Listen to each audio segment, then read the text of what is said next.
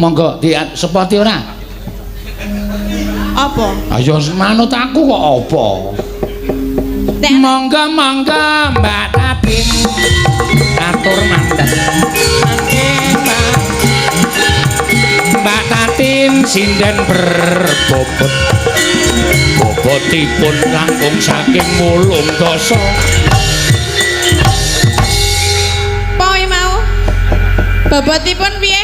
Langkung saking 8 dasa. Wis tau nimbangke aku? Ya urung ning ya mbok menawa kok ya. Mbok ora sok ngarang. Ayo 40 ki tak tampung karo 8 dasa. Iya. Kemarin untuk nawala layang apa?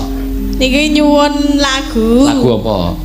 Ali-ali. Nah, ana dite ta? Enten. Ah iya, tak pek dhewe mesti. Lah mau disukake jenengan moh. Ah wong muni ditip niki nggih Mbak Tatin. Nika menungsane wonten aku ya. Saking Pak Dukuh nang Seri. Mang paringke dhewe. Nika nek sik nampa kula mesti melirik mripate. Lah ra tenan to. Soale dhek kebacut krungu swara Tatin ngono dadi tumrape Tatin dienggo dheke mula takon ngekeke langsung. Oh iya. Aku tahu kok nggawa dite kono sedina iki boyok kukumat. Mergane ngapa? Mbok ora ngapa-ngapa nek liyane iki tak gawa ya ora apa-apa lho. Iya paling pasang raja. Sajake kok ya. Dasare encok kok nyalahke aku. Ya ora, aku kok encok ki encok saka ngendi? Sehat walafiat kaya ngene kok encok ora. Nek kowe kuwi lemu kaya ngono kuwi ngati-ati. Gajih ki saya mendesak menutupi saluran darah jantung hati-hati. Mula kowe mau tak delokke anggere bar mangan mesti sesek to. Pati urip ki ora mergo lemu karo kuru. Ning mergo sapa? Mergone Gusti Allah. Aku ora menungso. Lah nggih. Aku sing tak omongke baterai.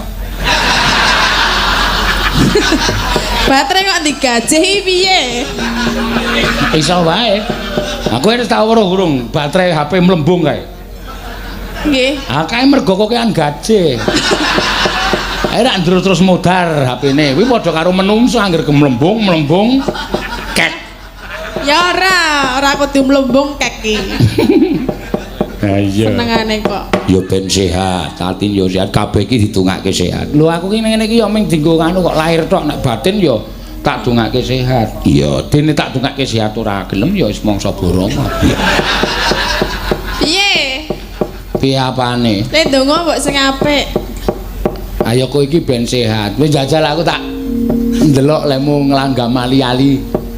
Lah napa? Ayo wis tak deloke ali-ali iki ora sembarang wong iso nembang lho. Nggih, kula mau dadak ngapalke rapal. Ngapalke nampa dit sak penake ra. Sing jeneng tukang becak kae iki entuk dit yo genjot nganti gembrobyos e.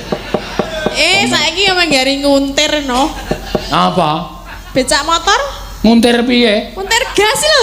Kok nguntir apa? Ayo sak rak betor. Ayo jenengan ngandake apa becak to? Becak karo betor iki beda. Betor. Betor becak bermotor. Nek becak iki ling garap saka tungkak, mula jenenge becak. Ling garap? Ling genjot nganggo tungkak. Nek betor iki nganggo motor, beda. Ora watoni somong kowe iki ora. Lah iki ngandake pedhot. Dene iki Suwardi Center iki wonge pinter-pinter ming. Lah ngandake becak ora mau ora dipraktekke nganggo tungkak. Sapa? Lah ngandake wau lho. Kon maksudnya kowe kon nungkak saiki wae. Wani ye. Aturah. Aku ya duwe tungkak lho. Nungkak kowe wae pira uwen.